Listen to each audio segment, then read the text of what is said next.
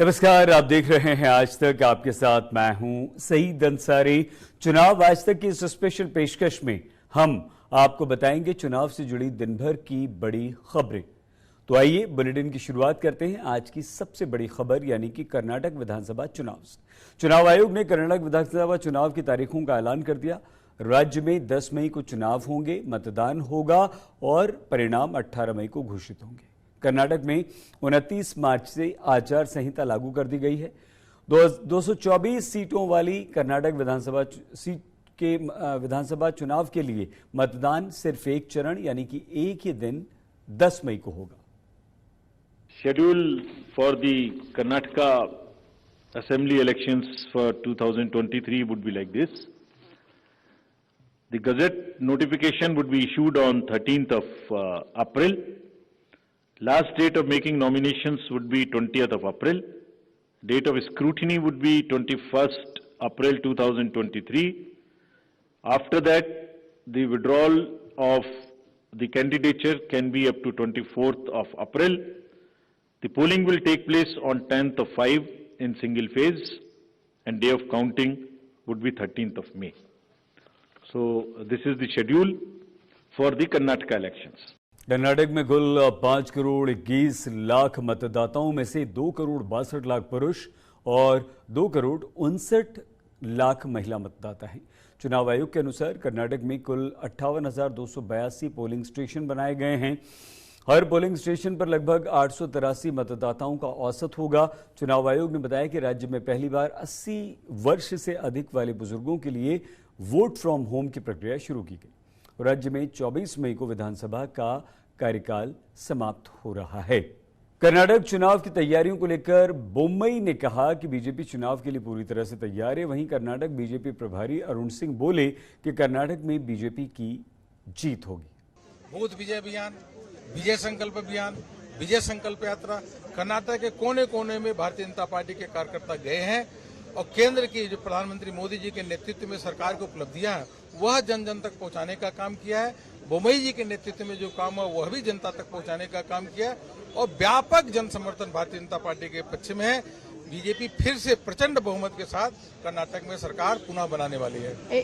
जिस तरह से जेडीएस के ऊपर असमन्वय बना हुआ है, क्या भाजपा जाएगी जेडीएस के साथ? देखिए, यह शुरू से स्पष्ट है। हमारे आदरणीय गृह मंत्री जी ने मंडिया में भी इस बात को बोला कि जेडीएस के खिलाफ भारतीय जनता पार्टी को जम करके प्रचंड रूप से उनके खिलाफ बिल्कुल आवाज उठानी चाहिए, क्योंकि जेडीएस के माध्यम से कभी भी कर्नाटक का भला नहीं हुआ और जेडीएस की सरकार तो कहीं दूर दूर तक बन नहीं रही है। भारतीय जनता पार्टी बिल्कुल जेडीएस के खिलाफ उनके क्षेत्र में पूरी ताकत के साथ चुनाव लड़ रही है। अब की बार कितना का टारगेट है बीजेपी का? भारतीय जनता पार्टी प्रचंड बहुमत के साथ सरकार बनाएगी और 150 सीट। काफी सवाल है, एक तरफ जहां पे कांग्रेस आपके ऊपर आरोप लगा रही है कि आपकी सरकार भ्रष्ट है, दूसरी तरफ डीके शिव कुमार को देखा गया कि एक रैली के दौरान लोगों के ऊपर पैसों की बौछार करते हुए। यह सबको मालूम है कर्नाटक की जनता को कि कांग्रेस भ्रष्टाचार की जननी है। जब सिद्धरमैया थे किस प्रकार से टीचर के भर्ती में घोटाला, पुलिस की भर्ती में घोटाला, बिजली में घोटाला, घोटाला ही घोटाला हो रहा था, अनाज में भी घोटाला। वह भ्रष्टाचारी कांग्रेस के सरकार के लोग हमारे ऊपर आरोप लगाते हैं, जबकि कांग्रेस की जब सरकार थी दलदल में बिल्कुल फंसी थी, भ्रष्टाचार के दलदल में।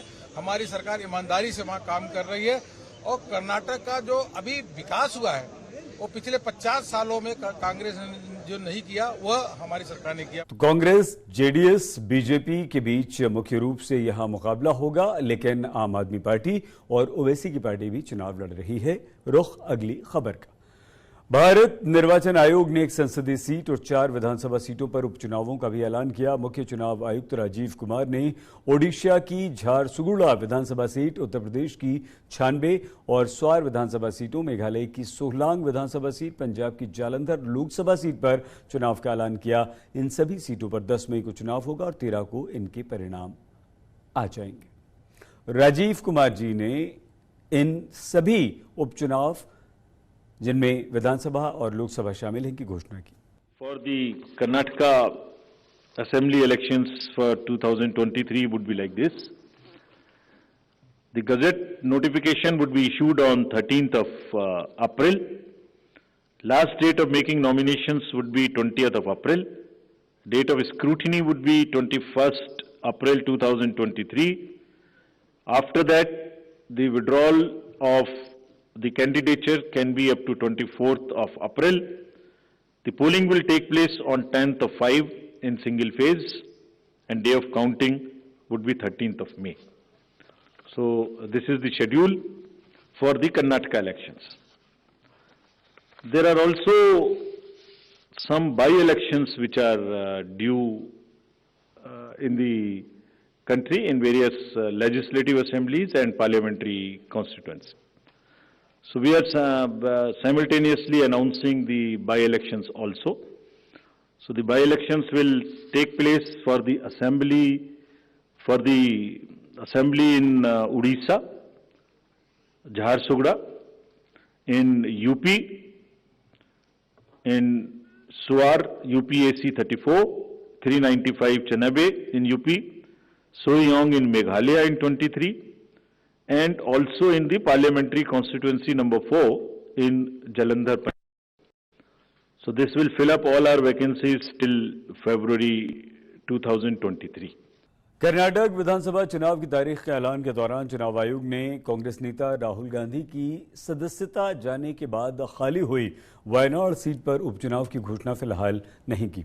मुख्य चुनाव आयुक्त राजीव कुमार ने कहा कि वायनाड उपचुनाव को लेकर अदालत का आदेश आना है, उसका निर्णय बाद में लेंगे। उन्होंने कहा कि फिलहाल हमें कोई जल्दबाजी नहीं, निचली अदालत ने राहुल को अपील के लिए 1 महीने का समय दिया है।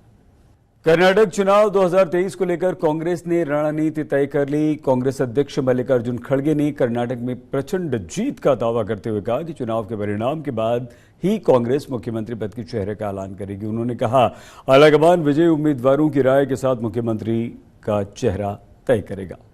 कांग्रेस वहाँ मजबूत है और कांग्रेस जीतेगी और राहुल गांधी जी भी उस एरिया में दौरा करेंगे, प्रियंका जी भी करेंगे और दूसरे हमारे पार्टी के भी जो वरिष्ठ नेता लोग हैं उनको भी मैं रिक्वेस्ट किया हूँ, वो भी करेंगे। तो हम पूरी शिद्दत के साथ लड़ रहे हैं और जीतेंगे जरूर। सर, मुख्यमंत्री चेहरा भी कोई होगा कांग्रेस की तरफ? अरे ये देखो, ये इलेक्शन के बाद तय होगा और इलेक्शन के बाद जो कुछ एमएलए जाएंगे उनकी राय लिए जाएंगे। हाईकमांड फिर अपनी रणनीति तय करके किसको बनाना क्या बनाना करेगा। ऐसा कोई पहले ही डिक्लेयर नहीं करते, ये चीफ मिनिस्टर वो चीफ मिनिस्टर, फिर लड़ते रहते हैं। इसीलिए हमने ये तय किया कि चुन के आने के बाद एमएलए की राय और हाईकमांड की राय, ये दोनों देखने के बाद चीफ मिनिस्टर कौन बनेगा ये डिक्लेयर। कांग्रेस नेता सिद्धरमैया ने कर्नाटक चुनाव को लेकर बड़ा ऐलान किया। सिद्धरमैया बोले, अब वो कोलार और वरुणा दोनों सीटों से चुनाव लड़ना चाहते हैं, लेकिन कांग्रेस आलाकमान ने उन्हें वरुणा विधानसभा सीट का टिकट दिया है। सिद्धरमैया ने यह भी कहा कि कर्नाटक का ये चुनाव उनका अंतिम चुनाव है। वो बोले कि ये अपने मूल निर्वाचन क्षेत्र वरुणा का प्रतिनिधित्व करके रिटायर होना चाहते हैं। सिद्धरमैया ने कहा कि कोलार के लोग चाहते हैं कि मैं वहां से चुनावी मैदान में उतरूं, इसलिए मैंने कोलार से भी चुनाव लड़ने के लिए टिकट मांगा। सिद्धरमैया बोले कि अंतिम निर्णय कांग्रेस आलाकमान पर छोड़ दिया है। सिद्धरमैया की ये चाहत से कांग्रेस आलाकमान मुश्किल में है। पश्चिम बंगाल की मुख्यमंत्री ममता बनर्जी केंद्र सरकार के विरोध में 2 दिन के लिए धरने पर बैठ गई हैं। बंगाल की मुख्यमंत्री केंद्र सरकार से 100 दिन काम योजना और अन्य योजनाओं का बकाया भुगतान न मिलने का विरोध कर रही हैं। मुख्यमंत्री ममता बनर्जी का कहना है कि सिर्फ पश्चिम बंगाल ही है जिसे इस वर्ष भी 100 दिन के काम के लिए एक भी पैसा नहीं दिया गया। उन्होंने दावा किया कि प्रधानमंत्री से मिलने के बाद भी फंड नहीं आया।